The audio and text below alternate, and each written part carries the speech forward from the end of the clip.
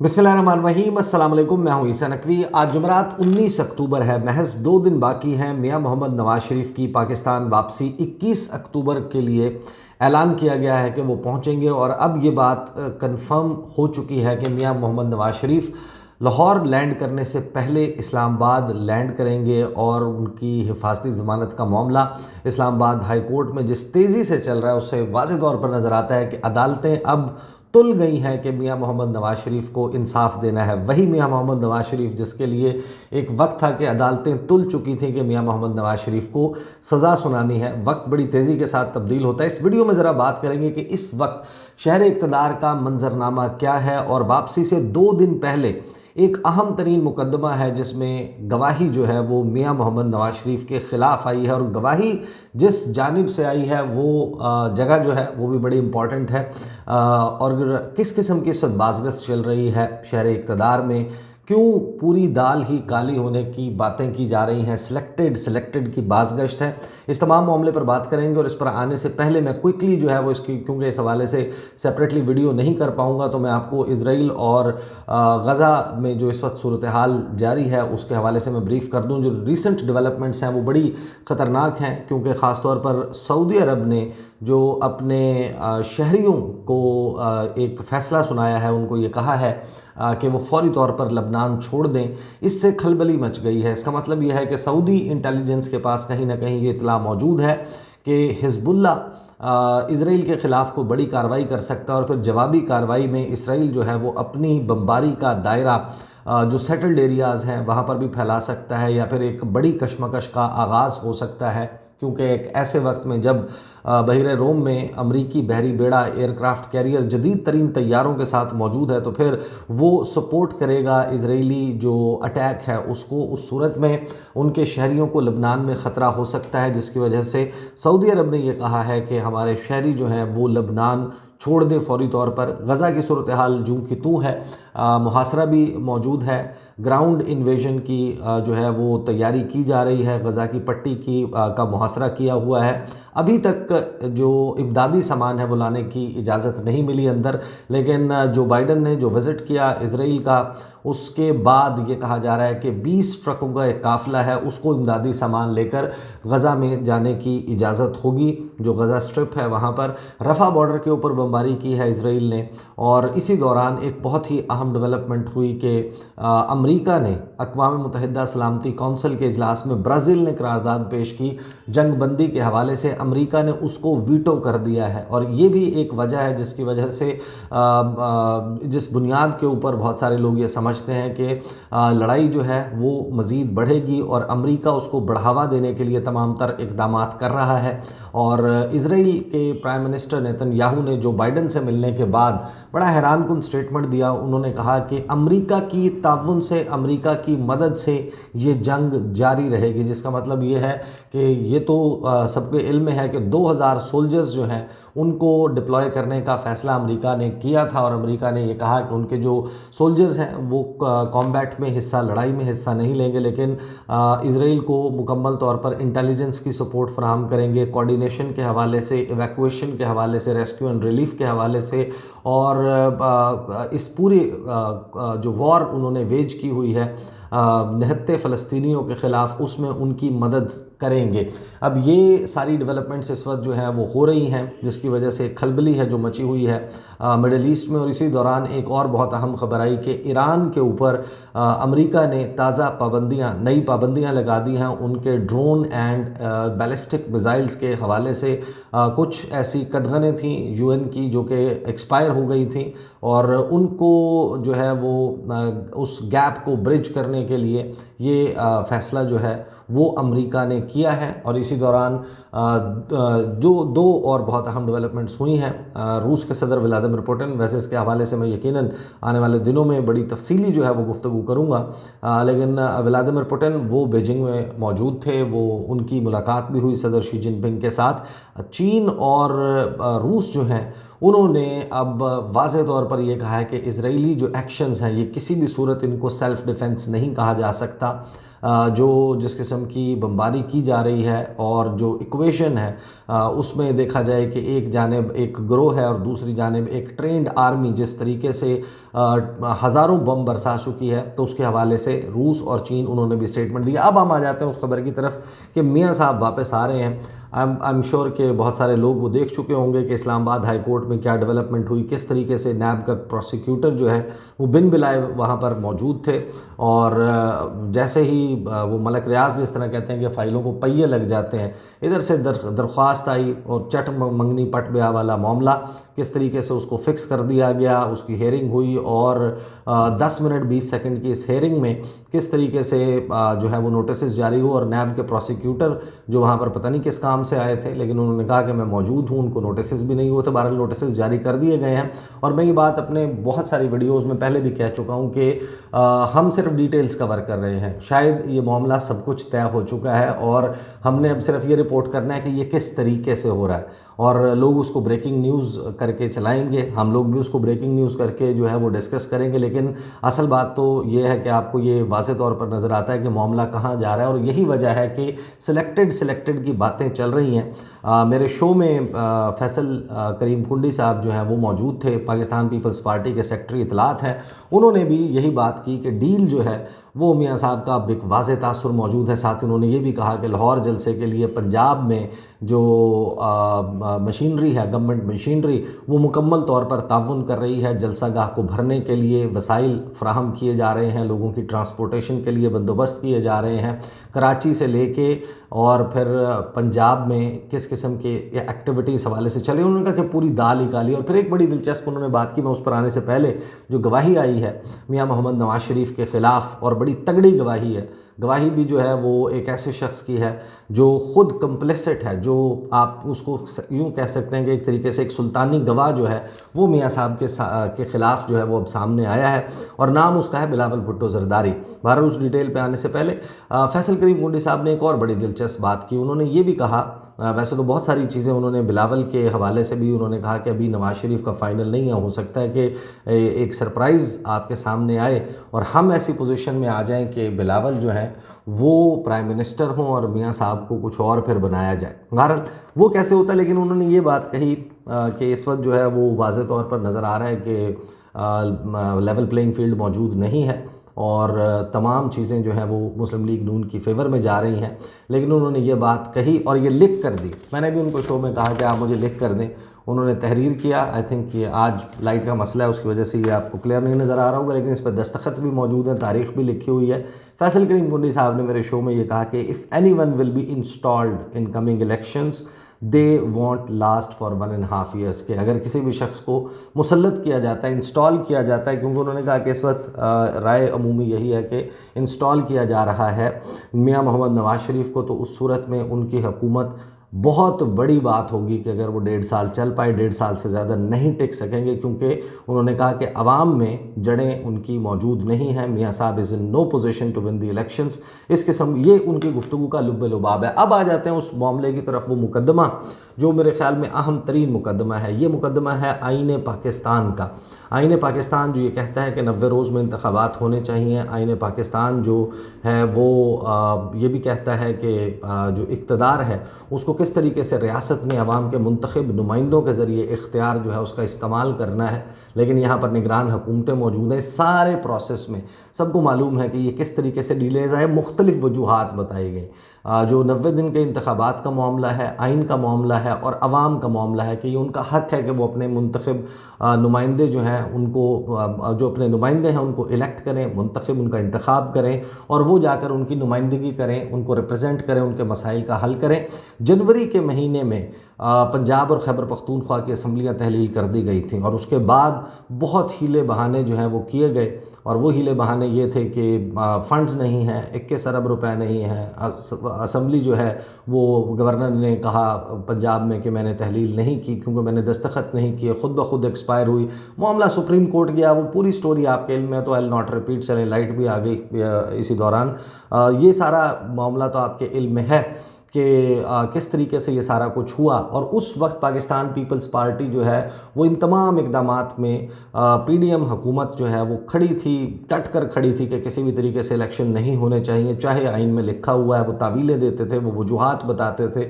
और उसके बाद जब पीपल्स पार्टी से हम सवालात करते तो पीपल्स पार्टी ये कहती थी कि अच्छा ठीक है, अभी तो ये मसाइल हैं, लेकिन 8 अक्टूबर वो डेडलाइन है, अगर उससे एक दिन भी इलेक्शन गए तो फिर आप देखेंगे कि हम क्या करते हैं, हम सड़कों पर आ जाएंगे, हम फलां कर देंगे, हम फलां कर देंगे। ये सारी कहानी वो सुनाते थे। लेकिन 8 अक्टूबर से आगे चले गए इलेक्शंस। फिर उन्होंने कहा कि अच्छा नहीं जनाब, इत्तेहादियों ने कहा है, इसलिए हम 3 दिन पहले असम्बली तहलील कर रहे हैं और 90 दिन में इंतखाबात हो जाएंगे। इस तमाम प्रोसेस के दौरान पीपल्स पार्टी जो है वो इस पूरे अमल में जो है वो शरीक जुर्म रही। उन्होंने 26 जुलाई को एक कानून साजी पास की जिसमें इलेक्शन एक्ट 2017 की सेक्शन 230 उसमें तरमीम करके निगरान हुकूमत को इजाफी इख्तियारात जो कि एक मुंतखब जमहूरी हुकूमत के इख्तियारात हैं वो भी तजवीज़ कर दिए।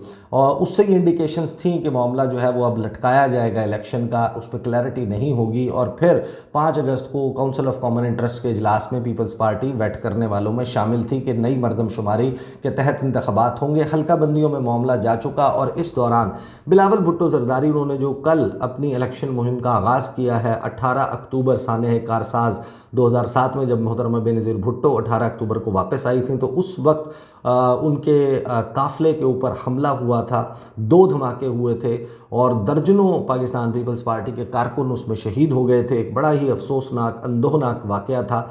उस वाक़े की बरसी जो है वो मनाई जा रही थी और बिलावल ने इसी वक्त जो है वो इस वक्त का इंतखाब किया कि वो अपनी जो इलेक्शन मुहिम है और अवामी राब्ता मुहिम उसका आगाज़ करने जा रहे हैं। उन्होंने कोई लंबा चौड़ा खिताब किया 40 मिनट का।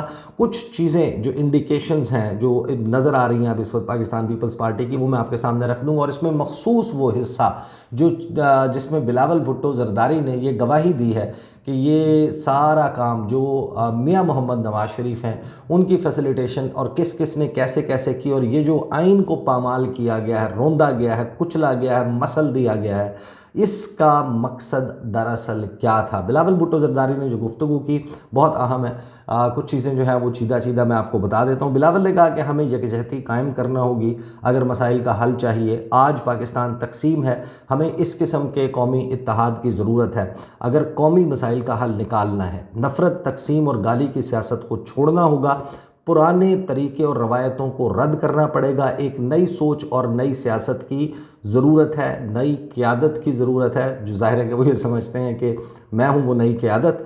साथ ही जो है वो उन्होंने कहा कि जो माजी में फंसी हुई ना हो और सबके मुस्तकबिल का सोचती हो। I completely agree with this के पाकिस्तान में अब जो है वो जिस तरीके से तमाम सियासतदान माजी में जी रहे हैं, माजी में जीते रहेंगे तो अब यहाँ से शायद मामला और सफ़र आगे का बहुत कठिन हो जाएगा। माजी के मामलात सेटल ज़रूर होने चाहिए लेकिन कुछ चीज़ें जो हैं वो तारीख़ पे छोड़ देनी चाहिए कि तारीख़ उनका फ़ैसला करेगी कि कहाँ पर किस मुकाम पर कौन सही था कौन गलत था। साथ ही उन्होंने ये कहा कि हमें ना 90 की दिहाई का पाकिस्तान चाहिए और ना ही 2017 का पाकिस्तान चाहिए। हमें आज का पाकिस्तान 2023 का जदीद पाकिस्तान चाहिए, ना मेरा ना तेरा, हम सब का पाकिस्तान। आपको पता है कि ये वही गुफ्तगू है न कि ना नया ना पुराना, हमारा पाकिस्तान। ये आर्मी चीफ़ के साथ मंसूब जुमला है सैयद आसिम मुनीर के। उन्होंने असम्बली में ये जुमला कहा था। बिलावल जो है वो ज़ाहिर है कि उनको ये भी पता है कि मैं किसको प्लीज़ करूँगा तो फिर मेरा चांस जो है वो दोबारा से शायद बन सकता है, तो उन्होंने उस नारे को दोहराया। आगे उन्होंने कहा कि हमें इल्ज़ाम तराशी और गालम गलोच वाली सियासत को छोड़ना पड़ेगा। इस वक्त पाकिस्तान दुरुस्त सिमत में नहीं चल रहा। सिलेक्शन की सियासत ने हमारी जमहूरियत का जनाजा निकाल दिया है। अब कसूर जिसका भी है हमें आगे बढ़ना पड़ेगा, इलेक्शन करवाने पड़ेंगे, पार्लिमान और सियासत को जगह देनी पड़ेगी, हमें सियासत में बर्दाश्त और इख्तलाफ राय के लिए गुंजाइश पैदा करना पड़ेगी, अना की सियासत को दफन करना पड़ेगा। फिर उन्होंने कहा कि जब तक हम आपस में लड़ते रहेंगे उस वक्त तक पाकिस्तान तरक्की नहीं कर सकता। हमारा मुतालबा है कि जिन्होंने पाकिस्तान का आइन तोड़ा, जिन्होंने पाकिस्तान की नेशनल सिक्योरिटी को कॉम्प्रोमाइज़ किया, जिन्होंने पाकिस्तान के कौमी इदारों पर हमले किए, उनको सज़ा मिलनी चाहिए। अब ये उनका रेफरेंस पाकिस्तान तहरीक इंसाफ के मुतल्लिक़ है। तो इसका मतलब ये है कि वो उनको मालूम है कि जो 9 मई के वाक़यात हैं उसके हवाले से अगर आप वो अपनी गुफ्तगू में इस हिस्से को शामिल नहीं करेंगे तो उनकी पजीराई वो जिन हलकों में चाहते हैं वो नहीं हो सकेगी। तो उन्होंने इसको रिपीट किया। फिर उन्होंने क्या कहा, उन्होंने कहा कि उनको सज़ा मिलनी चाहिए, उनको सज़ा मिले ताकि पूरे पाकिस्तान को पता चले कि कौन सही था कौन गलत था।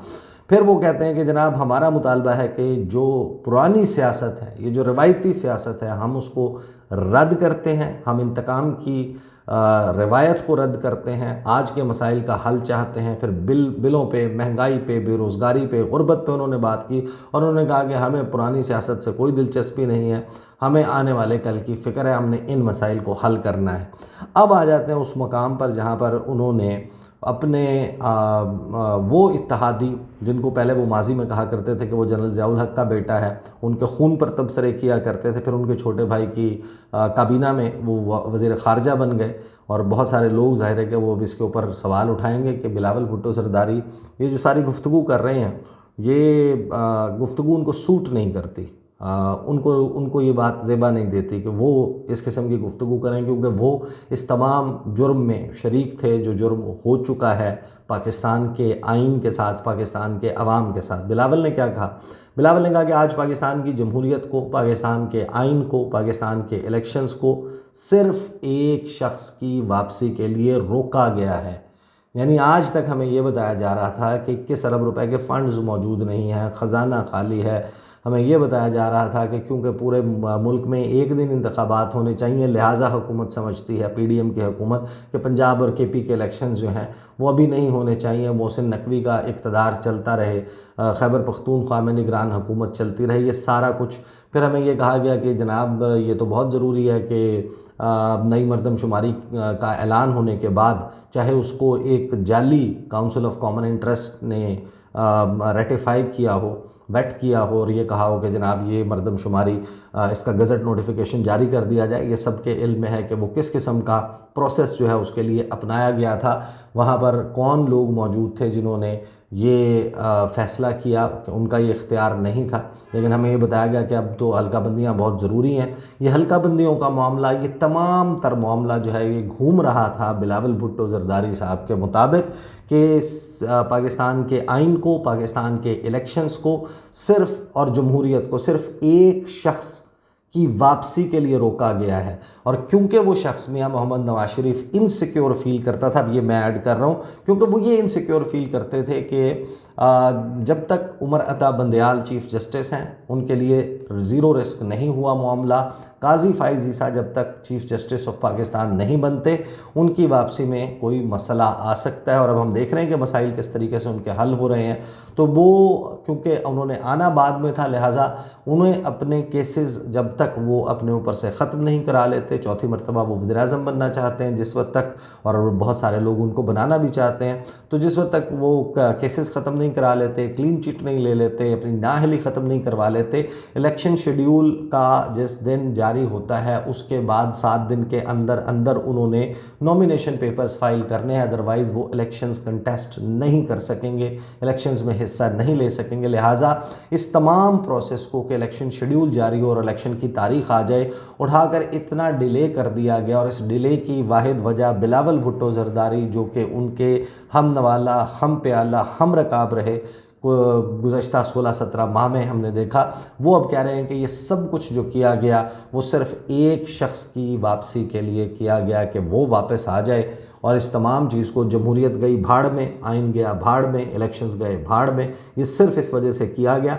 आगे वो कहते हैं कि वापसी तो खुशाइंद है, हर किसी को पाकिस्तान की तरक्की में अपना हिस्सा डालना चाहिए। तो हम तो कहेंगे कि ये जो वापसी है देर आयद दुरुस्त आयद। अगर पिछले 16 माह की हुकूमत में कोई एक चीज़ साबित हुई है तो वो ये कि पाकिस्तान को लंदन से नहीं चलाया जा सकता। ये एक और एतराफ़ है और एक और चार्जशीट है जो कि जारी की गई है पाकिस्तान पीपल्स पार्टी की जानिब से अपने साबका इत्तेहादी मुस्लिम लीग नवाज़ के ख़िलाफ़, कि लंदन से बैठकर मियाँ साहब नाकाम कोशिश में मसरूफ़ थे कि वो पाकिस्तान चलाएं। और वो तमाम फैसले लंदन में हो रहे थे। इसी वजह से जिस वक्त हम अपनी वीडियोस में अक्सर ये कहते हैं कि मरियम बीबी और दीगर लोग जलसों में ये दावे करते हैं कि ये हुकूमत हमारी नहीं थी, 2017 के बात याद करो और 2017 के नाम पर हमें वोट दो।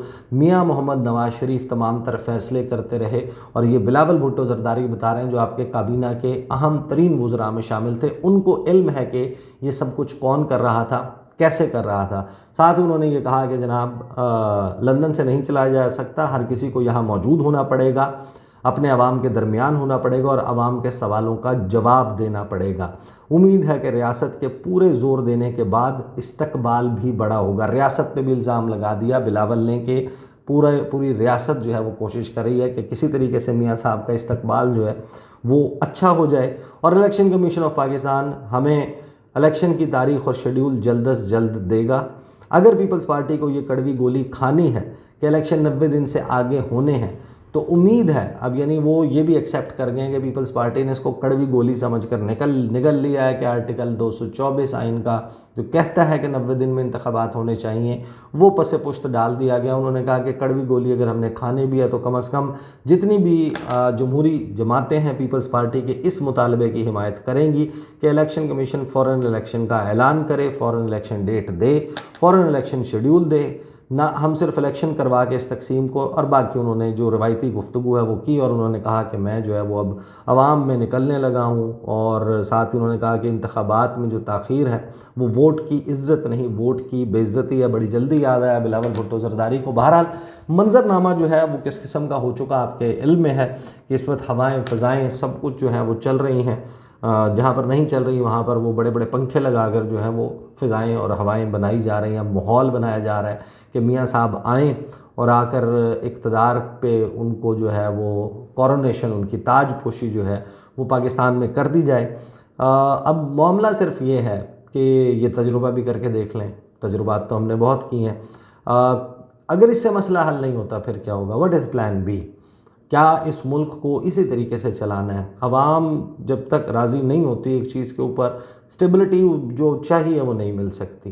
तो कोई out of the box solution भी सोचना चाहिए। हमेशा सेम जो पेशेंट है, मरीज़ है, उसको सेम मेडिसिन देकर एक डिफरेंट नतीजे की तवक्को रखना कि नहीं जनाब कैंसर पेशेंट है, आपने पहले उसको डिस्प्रिन गोली आजमा के देख ली, नहीं ठीक हुआ, आपने फिर दी, फिर नहीं ठीक हुआ, आप तीसरी मरतबा फिर वही कर रहे हैं। पेशेंट आपको मालूम है क्या है, मसला आपको पता है कि क्या है, आप उसकी जिस दवाई से इलाज करने की कोशिश कर रहे हैं ये दोबारा तजुर्बा करके देख लें।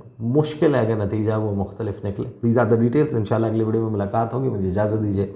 अल्लाह हाफ़िज़।